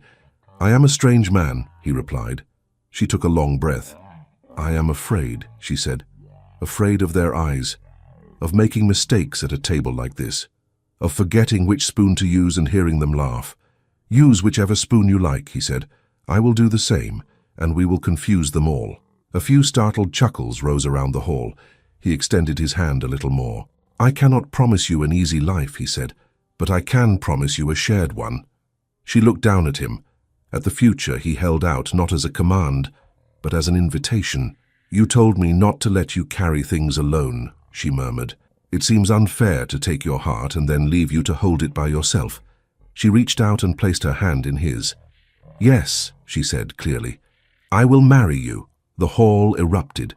Some gasped in disapproval, others murmured in surprise, but under it all a few clapped, cautiously at first, then with growing warmth. The tutor slapped the table with his palm, grinning like a man half his age. The housekeeper, peeking in from a side door, wiped her eyes with her apron. Louis rose, still holding her hand. He looked almost stunned with joy. You will? He asked, as if he needed to hear it again. Yes, she repeated, unable to stop smiling. But do not expect me to be silent when you are foolish. I would be disappointed if you were, he said. He drew a small box from his coat, opened it, and took out a simple ring, gold but not ornate. Not the heavy crest of his house, but a new circle, smooth and plain. "This was my grandmother's," he said. "She was born with less than you have, and yet she married above her station. She told me once that love, not titles, had made her life worth living. She left this ring for the woman who would remind me of that." His voice shook slightly as he slipped it onto her finger. "It fits," she whispered. "It was made for hands that work," he said softly. "She insisted." Claire broke free from the tutor and ran toward them. "Does this mean Elise is really staying?" the little girl asked, breathless. "Yes," Louis said, scooping her up with his free arm. "If she ever tries to leave now, we will both chase her." Henri arrived next, clutching Elise's skirt. "Can I call her Mama?" he asked, uncertainty flickering in his eyes. Tears spilled over at last. "If she wishes it," Louis said. Elise knelt, ruffling Henri's hair. "If you like," she said, her voice trembling. "I will answer." He threw his arms around her neck. "Mama," he whispered, testing the word like something precious. She closed her eyes for a moment, holding him and Claire close, feeling Louis's hand still wrapped around hers, steady and warm. Around them, the hall slowly adjusted. Some faces remained stiff, others softened. A few looked thoughtful, as if something inside them had shifted. In the months that followed, change came in small, stubborn ways. The notices on village walls grew clearer and less threatening. Collectors were given stricter boundaries. The man who had once stood at Elise's cabin door found his duties reduced and his arrogance checked. He now had to present his accounts to more than one pair of eyes. Bread still had to be earned. Life did not become a story where every poor person woke up rich. But slowly, very slowly, the distance between those who wrote the rules and those who lived under them began to narrow. Elise walked through the palace with more ease. She stumbled sometimes over words, sometimes over polished floors, but she laughed when she did. When she sat at council tables beside Louis, people listened differently. They knew that behind her simple dress stood a forest, a cabin, a story they could not erase. On the day of their wedding, the ceremony was held not in the largest cathedral, but in the courtyard garden where she had once stood alone, gripping the stone. Flowers hung from the railings. Children from the city and the countryside were invited, their faces scrubbed and bright. The tutor walked beside Louis, proud and dry-eyed. Madame Fournier arrived in a dress she had saved for years, muttering that she had never expected to attend such an event. "I still remember your door in the forest," the older woman whispered to Elise as they embraced. "I always told you that trouble would find you. I did not imagine it would wear a crown." "Nor did I," Elise said, laughing. When the vows were spoken, they were simple. "I take you," Louis said, "with your stubbornness, your courage, your sharp tongue, and your soft heart, for all the days we are given." "I take you," Elise replied, her eyes shining, "with your worries, your foolish bravery, your endless papers, and your love for our children, for all the days we are given." They kissed, not as prince and subject, but as two people who had walked through fear together and found something stronger on the other side. The cheer that rose then came not only from courtiers, it came from servants in doorways, from children perched on walls, from people who had slipped in from the street to see with their own eyes whether the stories were true. Later, as the sun lowered and music drifted through the garden, Louis and Elise slipped away for a moment to a quiet balcony. Below, the city hummed. Somewhere far beyond the walls, a small cabin stood empty among trees, its roof aging, its hearth cold. But in his mind, Louis saw it lit by a single candle, warm with the memory of a woman who had opened her door without knowing she was welcoming a prince. He wrapped his arm around her shoulders. "Do you miss it?" he asked softly. "The forest, sometimes," she admitted. "I miss the sound of the wind, the way I could vanish if I wished. But then I look at you, at them." She nodded toward the garden, where Henri and Claire were chasing other children around a fountain, their laughter ringing bright. "And I know this is where I belong now," she finished. "Not because of these walls, because of you, because of what we are trying to do here." He kissed her temple. "I could not do it without you," he said. "You would try," she replied, "and make a mess, and your tutor would scold you." He laughed. "True," he said. "But now when I grow tired, I have somewhere to rest my head that is not a table covered in ink." She leaned into him.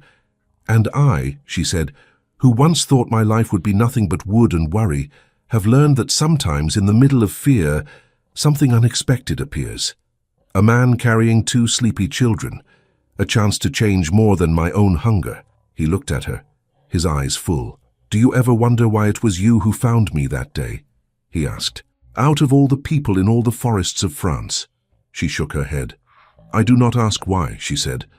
"I only know that I did, and that I would choose it again, even with all the fear, because it led me here." He took her hand, entwining their fingers. "Then let us make sure that when our children tell this story," he said, "they speak not only of princes and danger, but of a woman whose courage changed their father's heart, and through it, a piece of their world." "They will," she said, "because we will show them, every day, in how we live." They stood there as the light softened, the city below them restless and alive, the future uncertain but shared. And in that moment, for a woman who had once been alone in a forest, and for a man who had once believed titles would define him, the world felt wide and hopeful and entirely theirs to face together. Thank you so much for listening to this story, all the way to the end. We hope it moved you as much as it moved us while telling it. We'd love to hear your thoughts. Leave us a comment telling us where you're listening from and what you liked the most. Rate this story from 0 to 10. What score would you give it? If you enjoyed this story, don't forget to subscribe to the channel and leave a like as a show of support. That really motivates us to keep creating and sharing more stories full of emotion and life lessons. And before we go, we want to remind you that an exciting and heartwarming story recommendation will appear on the final screen. If you'd like to enjoy it, just click on the video. Thank you once again for being here, and we'll see you in the next story.